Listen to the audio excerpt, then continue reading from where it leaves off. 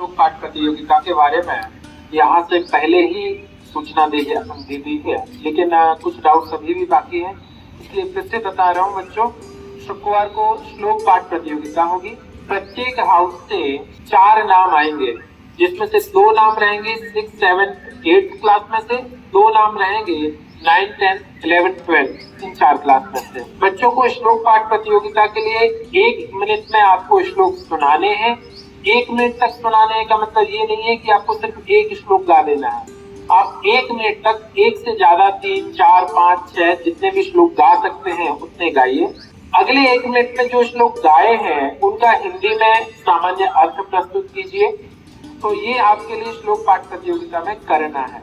अब कैसे करना है, कौन से श्लोक करना है, जो आपकी टेक्स्ट बुक में है 6, 7 से 8 क्लास की टेक्स्ट बुक में, वो श्लोक लेकर के 9th, 10th, 11th, 12th वाले बच्चे नहीं आएंगे। और 6, 7, 8 वाले बच्चे हैं वो उसमें से ले तो सकते हैं, छूट तो है, लेकिन आपकी प्रियोरिटी के हिसाब से देखा जाए, मार्किंग के हिसाब से देखा जाए, तो अगर आप टेक्स्ट बुक के बाहर के श्लोक लेकर के आते हैं तो आपके लिए मार्क्स ज्यादा मिलेंगे, है ना। तो कोशिश ये करना कि टेक्स्ट बुक के बाहर के श्लोक लेकर के आए, टेक्स्ट बुक के नहीं, किसी भी 6, 7, 8 क्लास की किसी भी टेक्स्ट बुक के नहीं लाए। क्लियर है सभी को? इसमें आप कितना अच्छा गा रहे हैं, आपके गाने की लय, सुर, कितने क्वालिटी वाले श्लोक लेकर के आ रहे हैं। कुछ टिपिकल टाइप के छंद में भी होते हैं। अच्छा, श्लोक पाठ का मतलब सिर्फ श्लोक छंद नहीं गाना है, आप कोई भी छंद ले सकते हो। वसंत तिलका है, शार्दुल पीड़ित है, मालिनी है, बहुत सारे छंद होते हैं। और जितने टिपिकल छंद लेकर के आओगे, जितना अच्छे से लय से गा के दिखाओगे, उतनी अच्छी मार्किंग होगी आपके लिए। समझ में आ गया सभी को? तो कोशिश कीजिए, आप अपने हाउस मास्टर के पास जिस जिसको श्लोक याद है 1 मिनट तक गा सकते हैं, तो अपने हाउस मास्टर को दिखा दीजिए, सुना दीजिए और हमारे तक में नाम ले लीजिए। Thank you.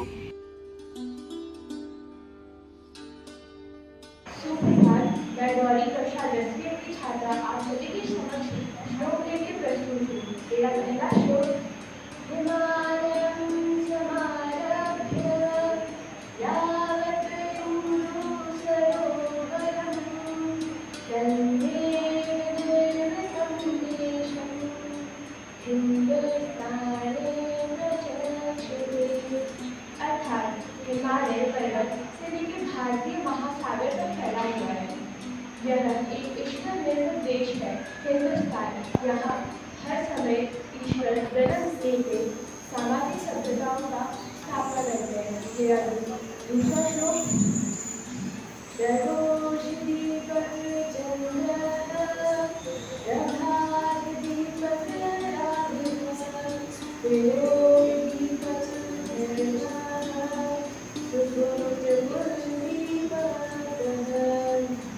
अर्थात संध्या काल में चंद्रमा दीपक होता है, प्रातः काल में सूर्य दीपक होता है, और तीनों लोक में धर्म दीपक होता है और सुपुत्र कुल का दीपक होता है।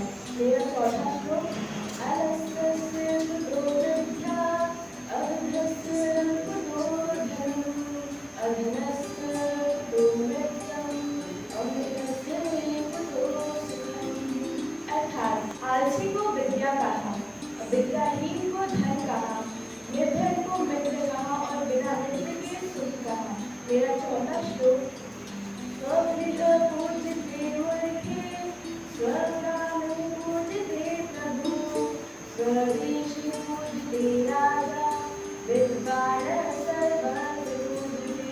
अर्थात मूर्खों की पूजा उनके घरों में की जाती है, सरपंच की पूजा उनके गांव में की जाती है, और राजा की पूजा उसके देश में की जाती है, लेकिन विद्वानों की पूजा सभी जगह की जाती है। धन्यवाद। इसके बाद में बुला रहा हूँ मैं किरण को। आइए 9th B।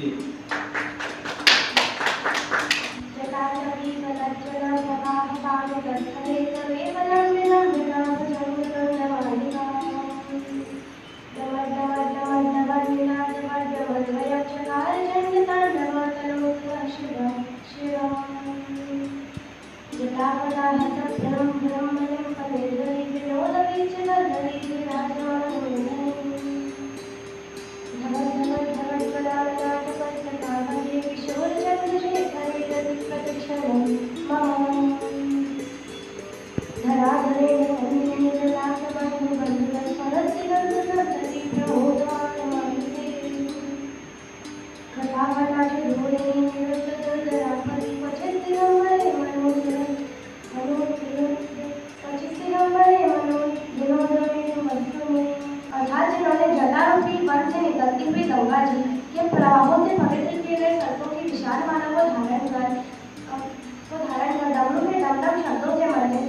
आनंद लिया है, देश हमारा कल्याण करे। जिनका मस्तक जटारूढ़ी बराह में वेग से घूमती हुई गंगा जी की चंचल नयन लताओं से सुशोभित हो रहा है, ललाट अपनी धक धक जल रही है। उन भगवान शिव में मेरा निरंतर अनुराग है।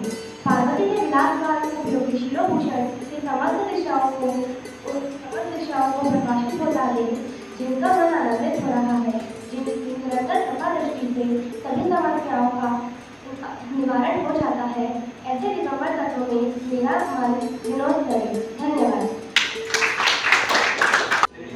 आपकी आवाज में अपने आप कुछ वजन आएगा, कुछ ताकत आएगी। अब मैं आपको बुला लूँ नेक्स्ट रुधिर राजा। आइए, ट्वेल्थ बी।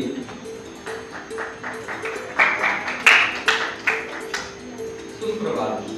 जागरण धीरो भरति सिंचति वाची सत्यं मानोन्नति तिष्ठति पाप्मपकरोति विद्वत्वं च विद्वन् च नैनतुल्यं कदाचन स्वदेशे पूज्यते राजा विद्वान् सर्वत्र पूज्यते विद्याविवादाय धनमदाय शक्ति परेशान परिकृष्णाय कलस्य साधुर्विपरीतमेतत् ज्ञानाय दानाय च रक्षणाय अनाहूतः प्रविशति अप्रष्टो बहुभाषते अविश्वस्ते विश्वसिति मूढ़चेता नराधमः। अर्थात अच्छे मित्रों की संगति में हमारी वाणी सत्य बोलने लगती है, बुद्धि की जटिलता दूर हो जाती है, पापों का नाश होता है और मान सम्मान और उन्नति में वृद्धि होती है। विद्वान और राजा में कभी भी तुलना नहीं की जा सकती। राजा को अपने राज्य में सम्मान मिलता है और विद्वान को हर जगह सम्मान मिलता है। दुष्ट लोगों की बुद्धि दूसरों पर अत्याचार करने में, धन का उन्माद करने में और विवाद करने के लिए होती है, लेकिन सज्जन लोग इसका उपयोग ज्ञान, दान और दूसरों की रक्षा हेतु करते हैं। बिना बुलाए कहीं जाना, बिना पूछे किसी भी बात पे बहुत ज़्यादा बोलना, उन चीज़ों पर और जिन लोगों पर आपको विश्वास नहीं करना चाहिए उन पर विश्वास करना मूर्ख लोगों के लक्षण हैं। धन्यवाद। मैं बुला रहा हूँ तन्वी 9th। सुखी भवेतु एतावत् कठिनम्, सुखी भवेतु एतानां कठिनम् और सरलम् भवेतु एतानां कठिनम्। कहते हैं खुश रहना बहुत ही सीधी सादी बात है, लेकिन कठिन बहुत ही सरल है। नमस्कार सभी को, आदरणीय परीक्षागण, सभी शिक्षकगण और मेरे प्यारे दोस्तों, मैं तन्वी राजेंद्र कक्षा 9वीं में छात्रा आज संस्कृत श्लोक गायन के अंतर्गत आप सभी को श्लोक लेकर प्रस्तुत हूँ। प्रथम गीता श्लोक। यदा यदा हि धर्मस्य ग्लानिर्भवति भारत अभ्युत्थानं धर्मस्य तदात्मानं सृजाम्यहं परित्राणाय साधूनां विनाशाय च दुष्कृतां धर्मसंस्थापनार्थाय संभवामि युगे युगे। शिवश्लोकम्। कर्पूरगौरं करुणावतारं संसारसारं भुजगेन्द्रहारं सदा वसन्तं हृदयारविन्दे भवं भवानी सहितं नमामि। लिखाशि ब्रह्ममुरारि सुराचितलिङ्गं निर्मलभासितशोभितलिङ्गम् जन्मदुःखविनाशनलिङ्गं तत्प्रणमामि सदा शिवलिङ्गं।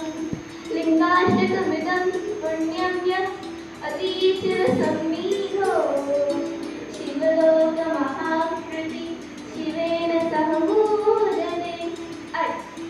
गीता के जो श्लोक मैंने गाए हैं वो 4वें अध्याय 7वां तथा 8वां श्लोक है और इसे R.K. चौधरी, R.K. नारायण के महाभारत टाइटल सॉन्ग में भी यूज किया गया है, इसको अपनाया गया है। इसका अर्थ है जब जब इस पृथ्वी पर अधर्म तथा पाप बढ़ेगा तब तब श्री कृष्ण अपना जन्म लेंगे, अवतार लेंगे और इसे सही करेंगे।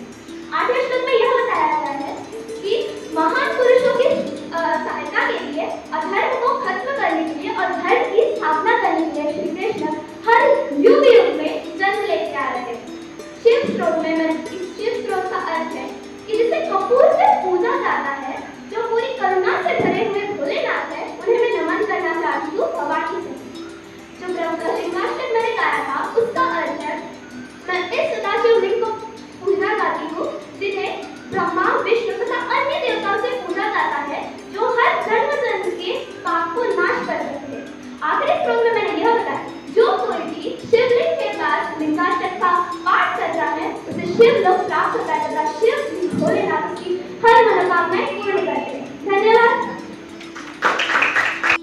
घबराना नहीं है, आप अच्छा कर रहे हैं, है ना?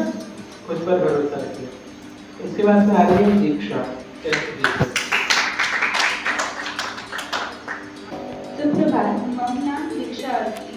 नास्ति मातृ समाच्छाय, नास्ति मातृ समागति, नास्ति मातृ समन्त्राणं, नास्ति मातृ समागता। अर्थात माता के समान कोई छाया नहीं, कोई आश्रय नहीं, कोई सुरक्षा नहीं। माता के समान इस विश्व में कोई जीवन दाता नहीं। न अभिषेक न संस्कार किमपि प्रीयते हरि, विक्रमादित्य स्वयमेव महेन्द्रता। अर्थात सिंह को जंगल का राजा नियुक्त करने के लिए न तो कोई अभिषेक किया जाता है, न कोई संस्कार। अपने गुण और अपने पराक्रम से वह खुद ही महेंद्र पद प्राप्त करता है। यस्मिन्देश न सम्मानो न वसन्ति च बान्धवा, न च विद्यामोऽप्यस्ति यत्र न कार्यते। अर्थात जिस देश में सम्मान न हो, जहाँ आजीविका न मिले, जहाँ अपना कोई भाई बंधु न रहता हो, जहाँ विद्या अध्ययन संभव न हो, ऐसे स्थान पर नहीं रहना चाहिए। आलस्य ही मनुष्याणां शरीरस्थो महान् विभुः यन्तमुपन्तो कृत्वायं नागरीकति। अर्थात मनुष्य के शरीर में सबसे बड़ा आलस्य ही उनका सबसे बड़ा शत्रु होता है। परिश्रम जैसा दूसरा कोई अन्य मित्र नहीं होता, क्योंकि परिश्रम करने वाला कभी दुखी नहीं होता। धन्यवाद।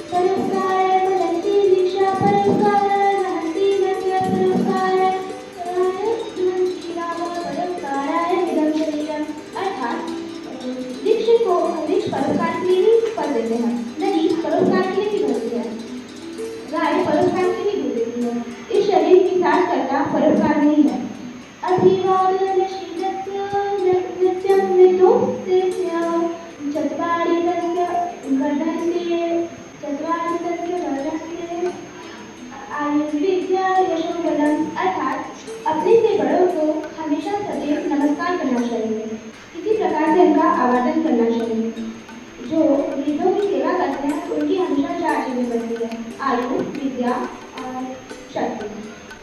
स्वदेशं परिसंकर्षे दूरस्थालुकियन्ते नयेच प्रतिकुर्वन्ति निर्मलाशक्त्यो नन्दना। अर्थात जब हमारा देश संकट में हो, जो उदार भाव से कहीं दूर खड़े होकर केवल देखा ही रह जाए, उनका कभी प्रतिकार नहीं होता, जैसे कि शत्रु और भगवान। मैं ये नहीं कह रहा हूँ कि आप लोगों ने जो प्रस्तुत किया वो एकदम परफेक्ट था, पर हाँ ये बात जरूर है कि आपने जो प्रस्तुत किया वो बहुत ही काबिल तारीफ था। आपने बहुत अच्छे से अभ्यास किया। संस्कृत में आकर के स्टेज पे बोलना ये अपने आप में एक कठिन काम होता है। घबरा जाते हैं, डर लगने लगता है, पता नहीं क्या बोल देंगे, कैसे भूल जाते हैं। फिर भी आप लोगों ने प्रयास किया, हिम्मत दिखाई कि यहाँ पर आएंगे और संस्कृत के श्लोक गाएंगे। बहुत बढ़िया, शोभनमस्ते। आपका रिजल्ट अभी पता चल जाएगा। मैं थोड़ी सी आप लोगों की बातों को रखता हूँ, जिस तरीके से आपने बोला क्या बेहतर था। जब भी स्टेज पर आकर के बोलो तो कॉन्फिडेंस में रहा करो, घबराया मत करो। इसके लिए कुछ चीज़ ऐसे होती है, जैसे आप लोग स्टेज पे आकर के खड़े होते हैं तो उसको ध्यान रखो। अगर आप थोड़े से पैरों के बीच में अंतर बना के रखोगे, मैं इधर साइड में खड़े हो जाता हूँ इस तरीके से थोड़े से, तो आपका सेंटर ऑफ ग्रेविटी बिल्कुल बीच में रहता है। आप गिरते हिलते डुलते नहीं हो, तो अनकॉन्शियसली जो आपको एक घबराहट होती है वो कम हो जाती है। अपने हाथों को आप देखते हो कभी कभी शुरुआत में खास तौर पर जब केबीसी चालू हुआ था तो अमिताभ बच्चन जी इस तरीके से बार बार करते रहते थे, अभी भी कई बार करते रहते हैं ऐसे ऐसे बीच बीच में, देखा है कभी कभी। ये क्या होता है, ये टेक्निक है, इससे आपका घबराना कम हो जाता है। आपका किस तरीके से अपने हाथों को रब करते रहे या ऐसे करते रहे तो अपनी घबराहट कम हो जाती है। ये सारी चीज़ें घबराहट कम करती हैं। तो आप स्टेज पर हो, कभी घबराहट लगे तो आप अपने हाथ को इस तरीके से रब कर सकते हो, वो भी अनकॉन्शियसली होता है। हाथों को एकदम पीछे बांध के रखोगे तो अपने आप घबराओगे, हाथों को फ्री छोड़ करके रखो, थोड़ा थोड़ा एक्सप्रेशंस भी आने दो और घबराहट भी कम करते हैं। तो इन चीज़ों से आपका कॉन्फिडेंस बढ़ेगा, कॉन्फिडेंस बढ़ेगा तो आपका प्रस्तुतिकरण बेहतर हो जाएगा। सबको बात ये मैं एक बार और बोल चुका हूँ, शायद कोई और बच्चे रहे होंगे, इनमें से कोई होगा तो हो सकता है। दूसरी बात, संस्कृत के श्लोकों को याद करने में आप गलतियां कर रहे हो, कोई शायद गलत तरीका अपनाया है जिसके कारण से आप भूल जाते हो। संस्कृत श्लोक याद करने का सबसे अच्छा तरीका है कि आप सबसे पहले उसको अर्थ को समझो, एक एक वर्ड का मीनिंग अंडरस्टैंड करो, है ना, किस शब्द का क्या भाव है, और फिर उसके बाद अच्छे से खुल करके गाओ, देख करके गाओ, एंजॉय करके गाओ, अपने आप याद हो जाएगा, याद करना नहीं पड़ेगा। लोगों के लिए हजारों श्लोक याद होते हैं, हजारों श्लोक रट लेना ऐसा आसान काम तो नहीं होता, पर कैसे याद होते हैं, एंजॉय करके याद हो जाते हैं। आप उसका अर्थ क्या है, आप उस अर्थ के हिसाब से किन शब्दों का प्रयोग किया है उसको एंजॉय करते हो, उस भाव के साथ होकर के गाइए। आप 2-4 बार गाएंगे अपने आप याद हो जाएगा। तो आप अच्छे से याद कीजिए, गा करके एंजॉय करते हुए, जब तक आनंद नहीं आएगा तब तक आपको शब्दों में उलझे रहोगे, कुछ नहीं मिल पाएगा। आप उसके भावों तक जाइए, आप संस्कृत के श्लोक बहुत अच्छे गा पाएंगे, बहुत अच्छे से याद भी कर पाएंगे। संस्कृत के श्लोकों के बारे में और चीज आपको बता देता हूँ। कुछ स्टडीज हैं जिसमें शो किया है कि इन श्लोक ऐसे संस्कृत के श्लोकों का पाठ करने से, रिपीट करने से एंजॉयमेंट के साथ में आपके ब्रेन में एक medulla oblongata, actual word exact जो भी होगा, ये इस पार्ट को डेवलपमेंट होता है और इसकी साइज बढ़ती है। इससे आपके लिए अनकॉन्शियसली ब्रेन की याद रखने की क्षमता बढ़ती है। ये वो पार्ट है जिससे हमारे बॉडी में वो ऑर्गन फंक्शन करते हैं जिससे कि कोई सोच के नहीं करते, जैसे हार्ट बीट, सांस लेना, ये सारे और अलग अलग बहुत सारे फंक्शंस, ये सारे उससे कंट्रोल होते हैं। इसकी साइज बढ़ते हैं, आप हेल्दी भी रहते हैं, याददाश्त भी बढ़ती है। तो आप लोग घबराए बिना अच्छे से, बहुत अच्छे से तैयार कीजिए। आपने जो प्रस्तुत किया ये बहुत बढ़िया था। सब बच्चों ने अपने अपने हिसाब से किया, कुछ घबरा गए पर आपने मेहनत तो की है। एक बार गलती होती है, कोई बात नहीं, हम और अच्छे से करेंगे। अगर आप घबरा करके प्रस्तुतिकरण में आपको लग रहा मैं अच्छा नहीं कर पाया, तो इससे मतलब ये नहीं कि नेक्स्ट टाइम आपको कि अब मैं नहीं करूंगा क्योंकि मैं अच्छा नहीं कर पाया, ये नहीं हो। ये हो कि पिछली बार मैं अच्छा नहीं कर पाया था ना, तो अब और मेहनत करके जाऊंगा और अच्छी तैयारी करके जाऊंगा, तो इस बार बहुत अच्छा करके आएंगे, एक और मौका मिल जाए मुझे बस, ऐसी भावना अंदर में रहेगी तो आप अच्छे से कर पाएंगे। मैं निर्णायक महोदया से निवेदन करता हूँ वो आए और आज का निर्णय। अच्छा, आप सभी ने बोला संस्कृत में बोलना बहुत आसान नहीं है और आप कई लोग इसके टच में भी नहीं है, फिर भी बहुत अच्छा प्रयास था, बहुत अच्छा प्रयास। 9 all the best. Junior group से शुरू करें। जूनियर ग्रुप के जो हैं उसमें फर्स्ट जो आए हैं वो है अनंत आंबेडकर, सेकंड पे आई हैं आहना और थर्ड पर है इशिका। सो विंध्याचल हाउस फर्स्ट है, सेकंड सतपुड़ा हाउस है, थर्ड भी सतपुड़ा हाउस है जूनियर ग्रुप। आप सभी ने बहुत अच्छे से जो भी प्रयास किया वो बहुत अच्छा किया और आगे भी ऐसा करते रहेंगे तो और अच्छे से आप इसको गा पाए। सीनियर ग्रुप में है फर्स्ट है एकता, विंध्याचल हाउस से, सेकंड है गौरी गौरी फ्रॉम अरावली हाउस और थर्ड है हीरज फॉर अरावली हाउस। तो अरावली हाउस 2 जगह है, जूनियर सीनियर में, और विंध्याचल हाउस फर्स्ट है सीनियर में। बहुत अच्छा प्रयास है और आगे भी आप करते रहें तो आप सभी को बहुत बहुत बधाई। चलिए, सबसे पहले हमारे निर्णायक महोदय में, हमारे राठौड़ मैम, उनके लिए मैं धन्यवाद अर्पित करता हूँ। आए और यहाँ पर अपना निर्णय प्रस्तुत किया। और साथ ही साथ में मैं हमारे स्कूल में नवागमन जिनका हुआ है शुक्ला मैडम को भी धन्यवाद देना चाहता हूँ, साथ में प्रतिमा मैडम, दिनेश सर और सभी बच्चों को धन्यवाद करते हुए धन्यवाद जिन्होंने ये कार्यक्रम आयोजित करवाने में मदद की।